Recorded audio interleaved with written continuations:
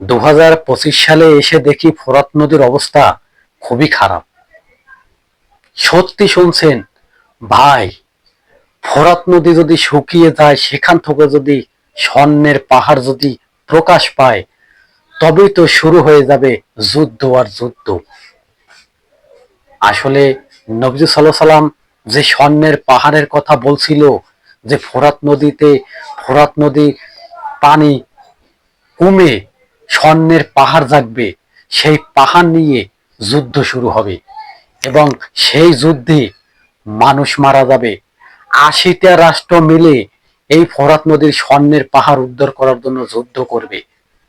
নবী সাল্লাল্লাহু আলাইহি ওয়াসাল্লাম 1400 বছর আগে বলছে, এই ফোরাত নদীর পানি যখন শুকিয়ে যাবে, যদি সেখান থেকে স্বর্ণ জাগে, এই স্বর্ণ মুসলমানরা যাতে গ্রহণ না করে এবং এই যুদ্ধে মুসলমানরা যাতে অংশগ্রহণ না করে, কেননা এখানে হবে একটি মরণ ভাব। এই তৃতীয় বিশ্বযুদ্ধ কি এই স্বর্ণের পাহাড় নিয়ে হবে? নবীজি সাল্লাল্লাহু আলাইহি ওয়াসাল্লাম 1400 বছর আগে কি বলছে? নবীজি সাল্লাল্লাহু আলাইহি ওয়াসাল্লাম নিজে হাদিস পড়ে শুনাইছে সাহাবীদেরকে যে তৃতীয় বিশ্বযুদ্ধ শুরু হবে ফোরাত নদীর স্বর্ণের পাহাড় নিয়ে। এখন ফোরাত নদীর দিকে তাকিয়ে দেখা যায় ফোরাত নদীতে সামান্য পানি আছে। চতুর্দিকে যে জমিনটা দেখছেন, এটি একদিন পানিতে ভরপুর ছিল এবং এখানে জাহাজ চলতো। আজকে ফোরাত নদীর পানি শুকিয়ে গেছে। মানুষ লোভে পাপে মৃত্যু। মানুষ অর্থ সম্পদ করার জন্য বড় বড় অট্টালিকা করে, সিটিং বাটপারি করে। আজকে ফোরাত নদী শুকিয়ে যখন স্বর্ণ উঠবে, তখনই আল্লাহ তাআলা রব্বুল আলামিন এটাকে বানাবে একটা মরণ ফাঁদ। এই ফোরাত নদী সাধারণ কোনো ফোরাত নদী না। এই ফোরাত নদীতে ইমাম হোসাইন পানিবাগর তার সন্তানদের মুখে পানি দিতে পারে নাই। কাফেররা এই ফোরাত নদী ঘেরাও দিয়ে রেখেছে, যাতে এই ফোরাত নদী থেকে পানি ওরা পান করতে না পারে। তখনই ফেরাউনের দলেরা ইমাম হোসেনের সন্তানের উপরে তীর ছুড়ছে। তখন তো ওই জমানায় তীর ছিল, তারা তীর মারছে। এখন গোনা দেখি আধুনিক যুগ, বড় বড় মিসাইল এক রাষ্ট্র থেকে আর এক রাষ্ট্রের ভিতরে চলে যায় পলকের ভিতরে। বড় বড় পারমাণবিক অস্ত্র এক রাষ্ট্র থেকে ছাড়লে আর একটা রাষ্ট্র পলকের ভিতরে ধ্বংস হয়ে যাবে। কিন্তু তখন তো তা ছিল না। তখন ছিল খোন্তা, কুড়াল, তখন ছিল তীর, এ সমস্তই ছিল।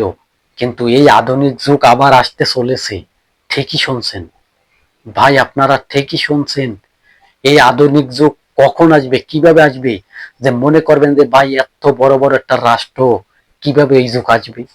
এই যুগ আসবে তৃতীয় বিশ্বযুদ্ধ শুরু হয়ে গেলে, যখন এই এই সমস্ত আধুনিক যুগের কিছুই থাকবে না, সব ধ্বংস হয়ে যাবে। সেই ঘটনাটা ঘটবে ইমাম মাহাদির আগমনের পরে। ইমাম মাহাদির আগমন যখন ঘটবে, এ সমস্ত আধুনিক অস্ত্র, এই সমস্ত আধুনিক মোবাইল, টিভি, সিডি কিছুই থাকবে না। একবারে আদি যুগের মতো হয়ে যাবে। যে সমস্ত আদি যুগ আমাদের মা বাপ, দাদা দাদি সবাই দেখাইছে, ওই জগতে চলে যাবে। তবে এখন যে বিশ্বের ভিতরে হুমকর চলছে, আসলে কি এই ফোরাত নদী কি শুকিয়ে গেছে নাকি বাকি আছে?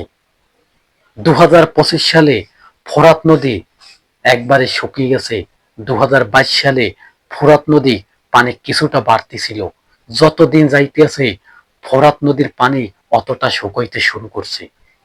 তবে আমাদেরকে আল্লাহ তাআলা হেফাজত করুক, যাতে এই যুদ্ধে আমাদের কোনো মুসলমান ভাই অংশগ্রহণ না করে। কেননা এটি হবে একটা মরণ ফাঁদ। এটি হবে যারা যারা লোভী, যারা যারা অট্টালিকা করার জন্য মানুষকে হত্যা করছে, খুন করছে, তাদেরকে দেওয়া হবে ফোরাত নদীর স্বর্ণের পাহাড়। তবে এও বলেছে 10 জনের ভিতরে 9 জন মানুষ এই যুদ্ধে মৃত্যুবরণ করবে, রক্তের তুফান হয়ে যাবে। এই ফোরাত নদী ঘিরে এমন যুদ্ধ চলবে, যুদ্ধ ভয়ঙ্কর শুরু হয়ে যাবে, যে তৃতীয় বিশ্বযুদ্ধ দেখবে মানব জাতি। সেদিকেই দুনিয়া চলছে এবং ফোরাত নদীর পানি আশঙ্কা ধরে কমতে শুরু করছে। আল্লাহ তাআলা রব্বুল আলামিন আমাদেরকে সমস্ত পাপ থেকে রক্ষা করুক। আমিন।